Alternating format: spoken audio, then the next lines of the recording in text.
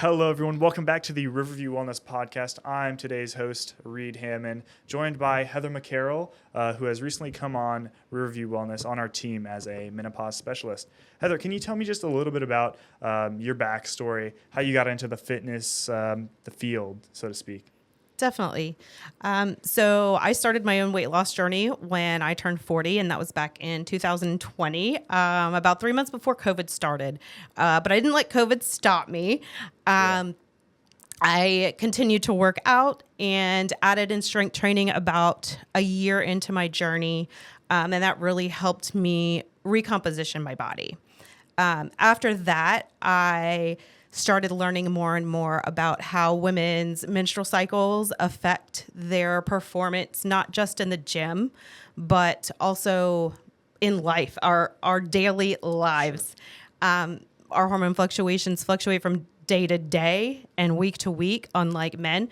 And we've been conditioned to live by this 24-hour hormone cycle when ours is actually a 28-day cycle. And I became passionate about coaching when I started to learn more and more about, how these hormone fluctuations affect our energy, affect our fitness, affect our nutrition, our stress, and all of the things. Yeah, it's great to hear you're passionate about coaching. We love that, and it's awesome that you've got the lived experience of like getting through the stuff. So many people have this aspiration of they've got this, they have things they want to achieve in their life. And it's great that you've got the experience of that, anecdotally speaking. But you specialize in hormone stuff. Can you tell me a little bit more about that? So I help women work with their bodies instead of against them. We have grown up, in the last, couple decades, where we get lots of fitness advice, nutrition advice, Sure. How to lose weight the fastest. Yep. We follow all those, the keto or All kinds of diets. all kinds of different diet trends. But the thing about that is that most of all of these trends that we're seeing with nutrition, fitness, health, and wellness, all of these studies have been done on men. Okay, or yeah, sure. women who are not cycling. So by that I mean women who Please. don't have their menstrual cycles. Okay. So they're either on birth control to shut their hormones down, essentially, or they're maybe in menopause already, so they don't have a cycle anymore. So when we do that, the results that they're getting from these studies for nutrition, fitness, all of that, Sure.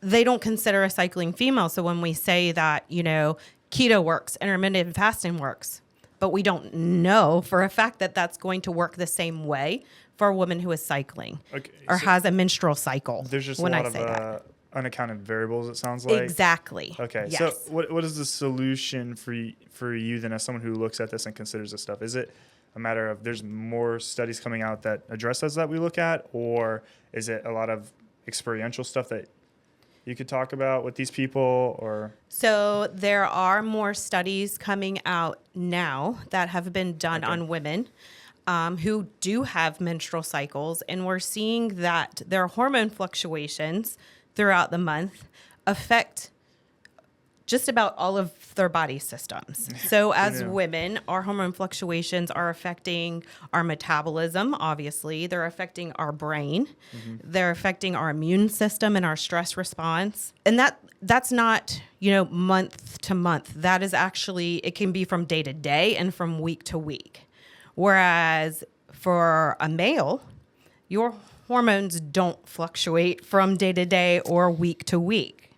So with women, we can actually train with our bodies and with those hormone fluctuations and our energy fluctuations that come with our cycles and the different hormones that are prominent during these phases. We are not taught in health class in middle school about the 4 phases of our menstrual cycles. Yeah, I don't remember. And that is just it is very, we need to know that, and it is very basic. But if we know these 4 phases and what's happening during these 4 phases of our cycle, we can learn to work with our body and our energy fluctuations, our hormone fluctuations instead of against it. So I know you brought up this idea of working with or maybe working around, I'm not entirely sure, these hormone fluctuations as they come and go or they change, right? Yes. Practically, you have to forgive me. A lot of my understanding comes from the physical application in terms of resistance training to achieve certain results. Yes. For you, when you have this extra variable of hormones, which are changing day to day, right? What do you have to consider? Is it a lot of, is there elements that you have to change about the physical training? Is there elements you have to change about the diet? I assume there's probably a lot of variables. What are the big ones that kind of have to be altered in order to maybe, I don't know if accommodate's the best word, but to work with the hormones in mind?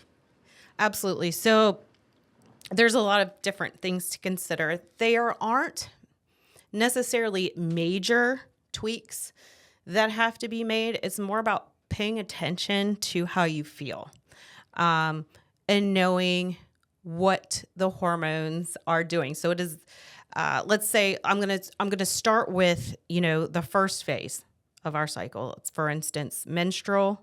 Okay.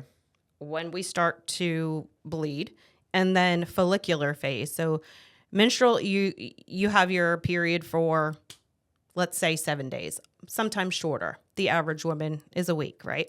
So this is when your energy is the bare minimum at the lowest, right? Our hormones. I'll take your word for it. Really just. Yes. So during our menstrual cycle, our hormones are at our lowest. Okay. And so is our energy. Okay. So this is mostly the time where we want to, turn inward. We're laying on the couch. We're really thinking about, how can I better myself? Now, that being said, as far as our fitness goes, when our hormones are bottomed out like that, we're most like a man. So that's when we may feel our strongest as far as lifting weights. And this is when it's going to be the most beneficial for women to lift weights and get more of those lean gains is during the first phase of our cycle. Okay. Our hormones are rising. Our energy is rising. And then when our testosterone kicks in at ovulation, all right, that's really when we can see that energy. Like, we're going to have the most energy for our workouts. We're going to be able to lift heavier usually during those first 14, 15-ish days. And then after ovulation, after that, testosterone, all of our hormones peak at ovulation. So testosterone, progesterone, estrogen, all of it's peaking. Then it's going to crash. That's what's called luteal phase. Okay. And luteal phase, our first week, it can get a little complicated because some women will still have quite a bit of energy during that first week of luteal. So it's okay to still lift weights. Sure. But then during that last week, like 7 days before your period starts, you're really going to feel your energy drop. And at this point, it is not necessarily a good thing to push our bodies as much as we might want to. Sure. So exercising some moderation. Correct. Okay. So this is the time that we want to actually back off a little bit on the weights. I'm not saying don't lift weights during this time. Now's not the time to go for PRs, right? Right. This is just not the time to, try to hit a PR. This is more time where you're going to be toning. Okay. For women. Maybe you might want to try yoga or Pilates, something a little bit less stressful on your body. Bump back the intensity, bump back the volume. Exactly. Maintain activity as much as you can. Correct. Okay. And I think that I know that there's a lot of controversy around this, especially in the fitness area, because some people believe that this is going to cause women or to get lazy or skip a workout on purpose or make an excuse, right? Okay. But in my opinion, personal opinion here with my cycle syncing. Disclaimer. Yeah. Disclaimer.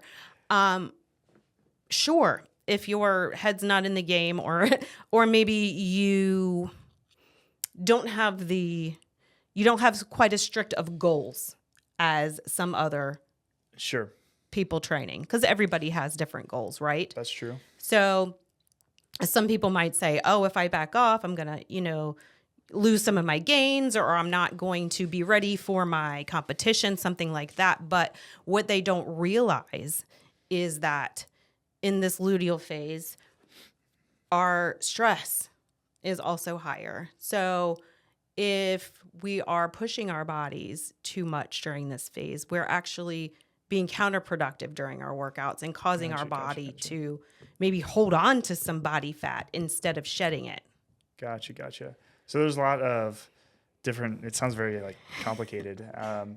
But yeah, it's very interesting to hear that the hormones play such a big portion of things. I mean, it makes complete sense. I mean, if you know anything about hormones, you know that they kind of play a big role in a lot of different things, and different hormones do different stuff for different people, and it kind of goes up and down. It's not exactly a one-size-fits-all approach to anything. So it's super cool that we have you out here knowledgeable in this stuff to kind of help people and inform their decision-making process as they try and do what we always encourage them to do, which is maintain that active lifestyle, engage in resistance training, these kind of things to build up the longevity. And this just seems like another good variable to cover. But I mean, I really appreciate your time today. Thank you for coming on. You've taken a lot of very complicated issues and kind of compressed them into a kind of a very bite-sized package of information. So I appreciate that. This has been the Riverview Wellness Podcast. I've been your host, Reed Hammen, joined by Heather McCarel. Please follow us on Instagram, like us, give us some feedback. If you're looking for social media, you can find me on Instagram and other social media platforms under Reed Hammen. Where can people find you? So I am on Facebook as Wander Coach, or on Instagram as Wander Coach 757. All right. Thanks for joining us. Good night.